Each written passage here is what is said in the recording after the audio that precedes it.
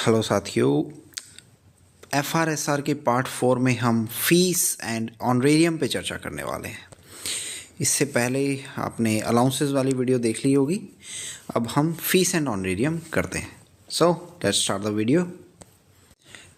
Before starting fees हम समझ लेते हैं। फीस जो है कंसोलिडेटेड फंड ऑफ इंडिया से पे नहीं की जाती है। जो पैसा वो फीस होता है। जो पैसा कंसोलिडेटेड फंड ऑफ इंडिया से पे किया जाता है वो ऑनरेरियम होता है। ठीक है, डिटेल में स्टडी करते हैं।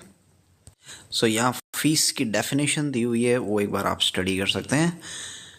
इसमें दिया हुआ है कोई एनी रिम्यूनरेशन फॉर वर्क और सर्विस।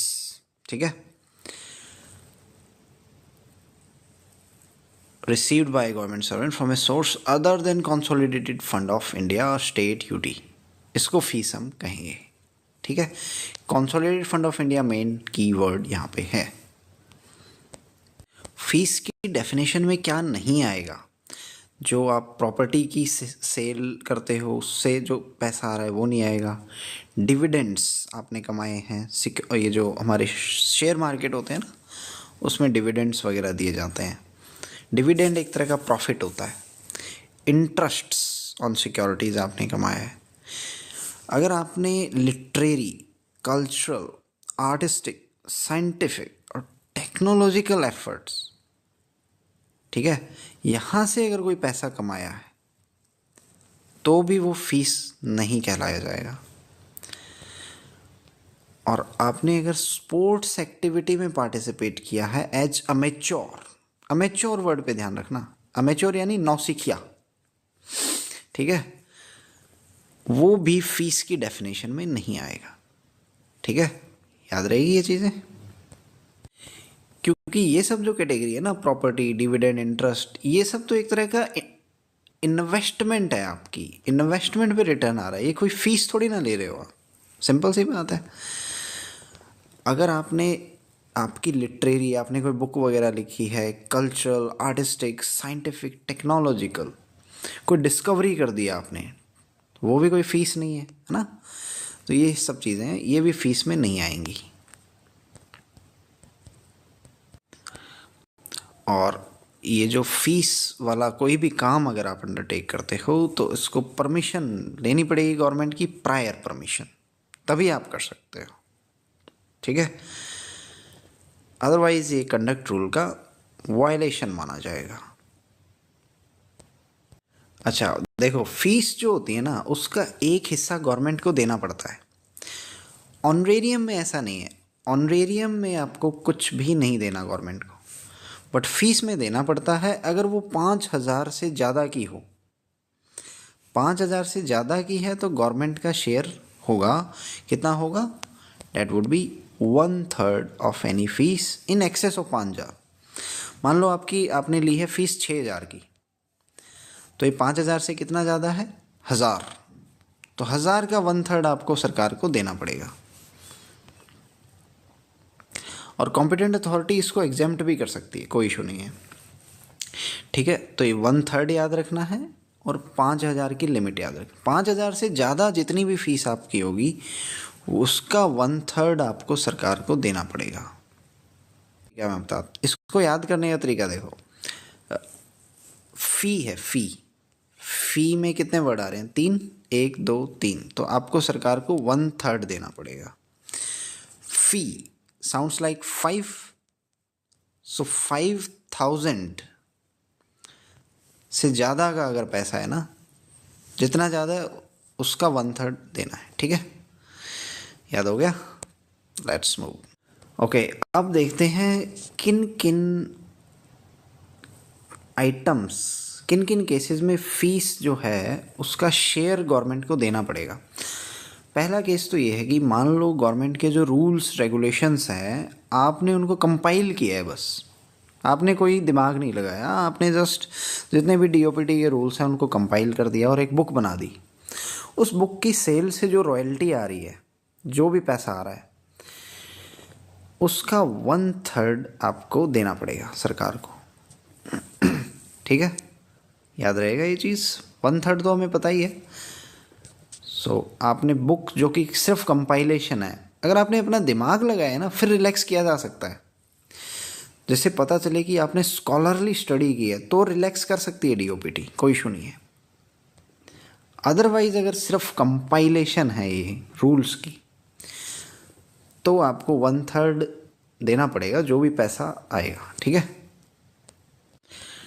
अच्छा, आपने किसी प्राइवेट बॉडी के लिए कोई भी क्लरिकल या एडमिनिस्ट्रेटिव काम किया है कैजुअल, उसका भी देना पड़ेगा। प्राइवेट बॉडी आ गई यहाँ पे, ठीक है। और आपने कोई बुक पब्लिश की है जो कि लिटरेरी, कल्चरल, टेक्नोलॉजिकल और साइंटिफिक इनमें से नहीं है, उससे जो इनकम आ रही है उसका पैसा देना पड़ेगा। हाँ, लिटरेरी अगर कोई बुक है, कल्चरल है, टेक्नोलॉजिकल है, साइंटिफिक सब्जेक्ट्स और इसमें मैनेजमेंट साइंसेस भी आ जाएगी, तो ये एक तरह से रिसर्च वाली सी चीज़ें हैं ना, बड़ी बड़ी साइंटिफिक, टेक्नोलॉजिकल, कल्चरल, लिटरेरी। यहाँ से अगर आपने इन सब्जेक्ट्स पे बुक्स पब्लिश किए तो कोई इशू नहीं है। अदरवाइज़ मान लो आपने कोई फिक्शन बुक लिखी है, कोई स्टोरी वगैरह वाली लिखी है, वहाँ से पैसा आ रहा है तो आपको शेयर करना पड़ेगा गवर्नमेंट के साथ, अदरवाइज़ नहीं। अच्छा, वैसे तो पार्ट टाइम जो एम्प्लॉयमेंट है ना वो अलाउड नहीं है, बट आपने मान लो गवर्नमेंट से परमिशन लेके आप पार्ट टाइम एम्प्लॉयमेंट कर रहे हो, तो वहाँ से आपको कुछ रेगुलर रिम्यूनरेशन आ रही होगी, उसको आपको गवर्नमेंट के साथ शेयर करना पड़ेगा, ठीक है। और फिर है, आपने पेटेंट लिया हुआ है, आपने कोई डिस्कवरी कर ली, उसका आपने पेटेंट ले लिया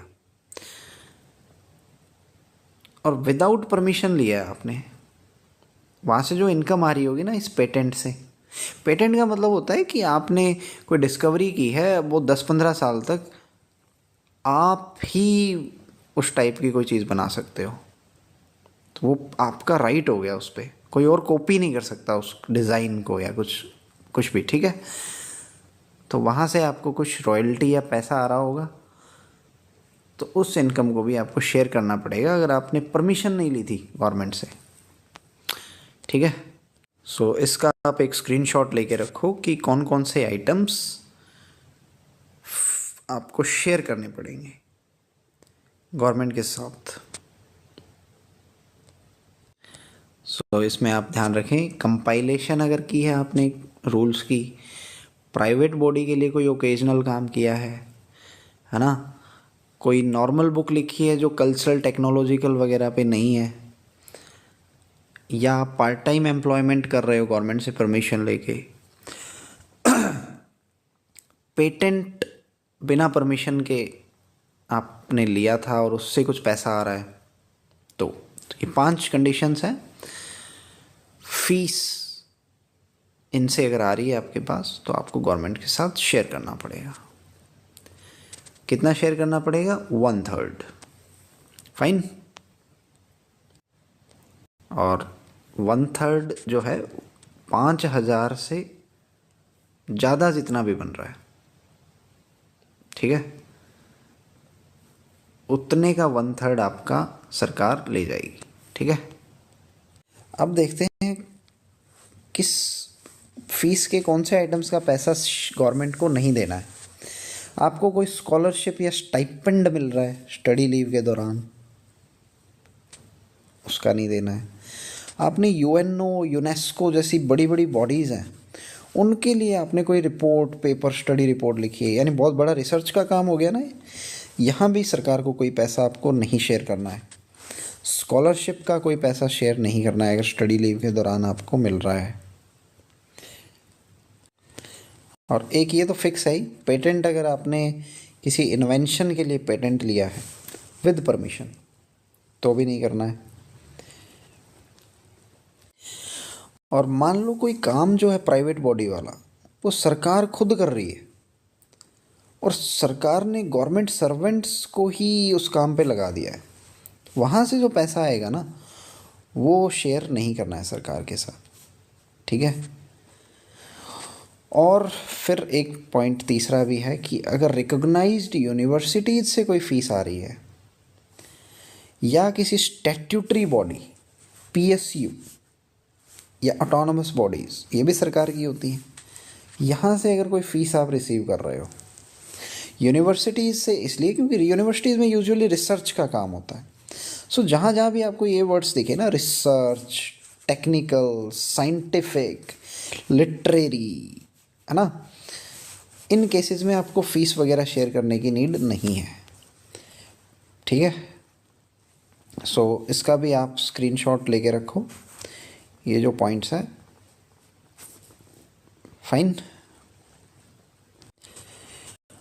ऑनरेरियम पे आ जाते हैं। ऑनरेरियम की डेफिनेशन है कोई भी रिमनरेशन अगर मिल रहा है for special work of an occasional और इंटरमिटेंट कैरेक्टर, ये मिलना चाहिए कंसोलिडेटेड फंड ऑफ इंडिया से।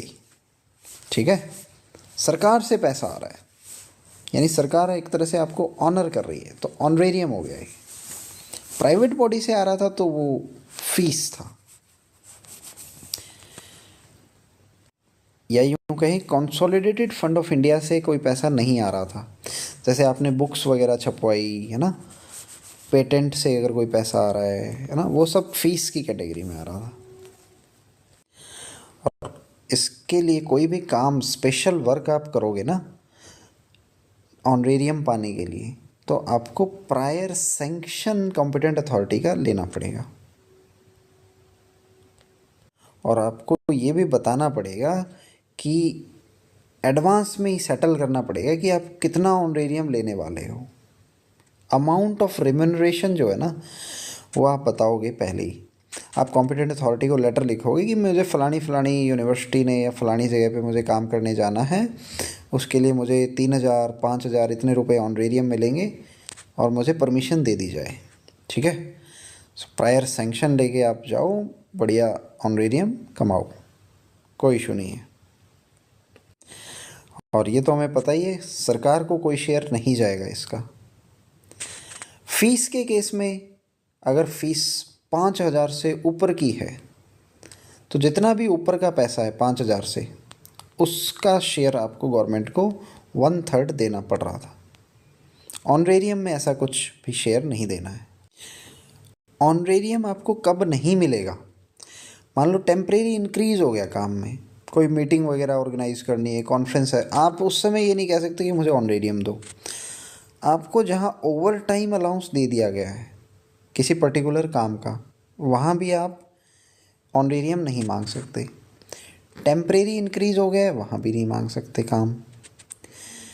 ठीक है, मान लो काम में टेम्परेरी इंक्रीज़ हो गया, वहाँ भी आप ऑनरेरियम नहीं मांग सकते। कोई कंपनीज या कॉरपोरेशन सेटअप करना है, ठीक है, भारत सरकार पीएसयू वगैरह सेटअप करती है ना, उससे रिलेटेड अगर काम है तो आप नहीं कह सकते कि मुझे ऑनरेरियम दो।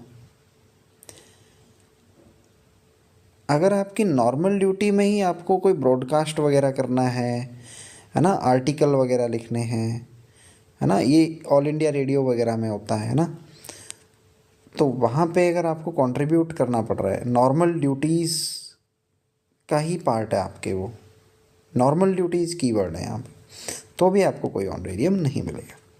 तो याद रख सकते हैं आप ये चारों पॉइंट्स, 1 2 3 4। ओके, और ट्रांसलेशन के लिए भी आपको ऑनरेरियम दिया जाता है।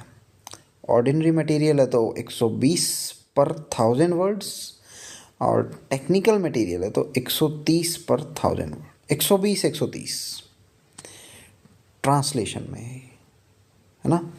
याद करने का तरीका है, ट्रांसलेशन में ट्र आ रहा है ना, ट्र 13 में भी ट्र साउंड आ रहा है, 130 आप याद रख सकते हो, और उससे 10 रुपये कम कर दो, 120 हो जाएगा। ट्रांसलेशन के लिए ऑनरेरियम कितना है, 130 पर 1000 वर्ड्स। Fine, okay. सो देखो, डिसिप्लिनरी केसेस चलते हैं, हमने सीसीए रूल में देखा था, वहाँ हम इंक्वायरी ऑफिसर और प्रेजेंटिंग ऑफिसर्स लगाते हैं। तो उस केस में मैक्सिमम कितनी टाइम्स आपको आना जाना अलाउड किया जा सकता है ऑनरेरियम के लिए। तो ऐसे में 10 बार आप ऑनरेरियम ले सकते हो, 10 केसेस इन ए ईयर, ठीक है। और एक टाइम पे 2 से ज़्यादा नहीं ले सकते। सो इसको याद करने का तरीका है डिसिप्लिनरी, डिस, और यहाँ भी है 10, ठीक है। और ये हो गया सर्विंग गवर्नमेंट सर्वेंट्स के लिए। और रिटायर्ड के लिए हो गया हमारा 8 केसेस। रिटायर्ड को हम 2 केस कम दे रहे हैं, सर्विंग को 10 याद रहेगा तो रिटायर्ड के लिए 2 कम कर देना बस, ठीक है। और ये 4 केसेस एट ए टाइम ले सकते हैं क्योंकि ये रिटायर्ड है ना, इनके पास कोई और काम नहीं है। सर्विंग है वो सिर्फ 2 केस ले सकता है एक टाइम पे। हमारे 2 हाथ होते हैं ना, ऐसे याद रख लो, 2 हाथ है तो एक बंदा एक बार में 2 काम कर सकता है। 2 केस डिसिप्लिनरी वाले ले सकता है और इसके लिए उसे क्या मिलेगा, ऑनरेरियम, क्योंकि ये वहाँ जा रहा है इंक्वायरी ऑफिसर या प्रेजेंटिंग ऑफिसर बन के, तो उसको ऑनरेरियम दिया जाएगा क्योंकि भारत सरकार का काम कर रहा है ना ये। तो इसको payment consolidated fund of India से की जा रही है, ठीक है। मैक्सिमम लिमिट याद रहेगी 10 सर्विंग गवर्नमेंट सर्वेंट के लिए, रिटायर्ड के लिए 8, फाइन। और ऐसे ऑफिसर्स को जो डिसिप्लिनरी केसेस में इंक्वायरी ऑफिसर बन के जा रहे हैं, और प्रेजेंटिंग ऑफिसर को सिर्फ केस प्रेजेंट करना होता है, तो उसको मिलेगा 10% ऑफ बेसिक पे। और इंक्वायरी ऑफिसर का बहुत ज़्यादा काम होता है, एक तरह से जज का काम करता है वो, उसको 15% ऑफ बेसिक पे। सो इसका स्क्रीनशॉट लेके रखो, याद रखना है हमें। याद करने का तरीका देखो, यह प्रेजेंटिंग, इसमें टिंग आ रहा है, साउंड्स लाइक 10, ठीक है। और इंक्वायरी वाले का 5% बढ़ा दो, इसका हो जाएगा 15%। इस पे कुछ क्वेश्चंस भी हम देख लेते हैं। Fees is the remuneration paid from source other than, इन तीनों के अलावा अगर किसी और सोर्स से पे किया जा रहा है पैसा तो डेट इज फी, ठीक है। सो आंसर हो जाएगा all of the above. Payment by way fee does not include, ये हमने पढ़ा था। अगर आपकी income property dividend interest security यहाँ से आ रही है, लिटरेरी कल्चरल आर्टिस्टिक यहाँ से आ रही है, sports activities as a mature यहाँ से आ रही है, तो ऑल ऑफ द अबव, ये सारे ही फी की डेफिनेशन में नहीं आएंगे। फिर है an employee is required to obtain prior permission for undertaking work और सर्विसेज और एंड टू एक्सेप्ट फीस, ठीक है। प्रायर परमिशन लेनी पड़ती है, नो डाउट, रूल नंबर वगैरह याद करने की नीड नहीं है। फिर क्वेश्चन है fees can be retained up to a limit of, इसका हो जाएगा up to a limit of 5000, revise हो गया ना ये, सो 5000 इसका आंसर होगा। और इसके साथ साथ 2/3 of the amount of fee in excess of ₹5000, यानी 5000 से ज़्यादा जितना भी है उसका 1/3 तो गवर्नमेंट ले जाएगी, और जो 2/3 है वो रिटेन किया जा सकता है, ठीक है। सो आंसर इसका ऑल ऑफ द अबव होगा, बस 1500 की जगह आप कर लो 5000, ठीक है, याद रहेगा। फिर है ऑनरेरियम कब पे नहीं किया जाएगा। मान लो आपने कोई मेरिटोरियस काम कर दिया है, जैसे आपने बहुत लंबे लंबे घंटे तक काम किया तो उसका ओवर टाइम अलाउंस मिलेगा आपको, बट ऑनरेरियम नहीं मिलेगा। कोई स्पेशल काम किया आपने आर्बिट्रेशन केस में, बीच बचाव वाले केस में, ठीक है, तो भी नहीं मिलेगा। और devotion to duty, commendable nature, exemplary work, ये आपकी अपार में फ़ायदा दे सकते हैं, एनुअल परफॉर्मेंस अप्रेजल जो होता है ना, बट इसके लिए ऑनरेरियम नहीं मिलेगा। अच्छा ये बताओ, for translating technical material from regional language to English Hindi vice versa, तो टेक्निकल के लिए हमने देखा था 130 130। ट्रांसलेटिंग यहाँ पे भी ट्राई आ रहा है, 13 यहाँ पे भी ट्राई आ रहा है। सो 130 पर 1000 वर्ड्स ये हो जाएगा ट्रांसलेशन का। सो इसी के साथ हमारा फीस एंड ऑनरेरियम का चैप्टर पूरा होता है। सबसे छोटी वीडियो ये रही है ना, और इसके बाद हमारा डेपुटेशन आने वाला है। ठीक है, डेपुटेशन के बाद हम करेंगे अपार एंड सर्विस बुक। ठीक है, और फिर हम एक छोटी सी वीडियो जॉइनिंग टाइम की भी ले आएंगे, वो भी बहुत छोटी होने वाली है, और फिर कंप्यूटर पे लेके आएंगे। सो ये हमारा आने वाले कुछ दिनों का लेखा जोखा है। So I will see you in the next video. Till then have a good day.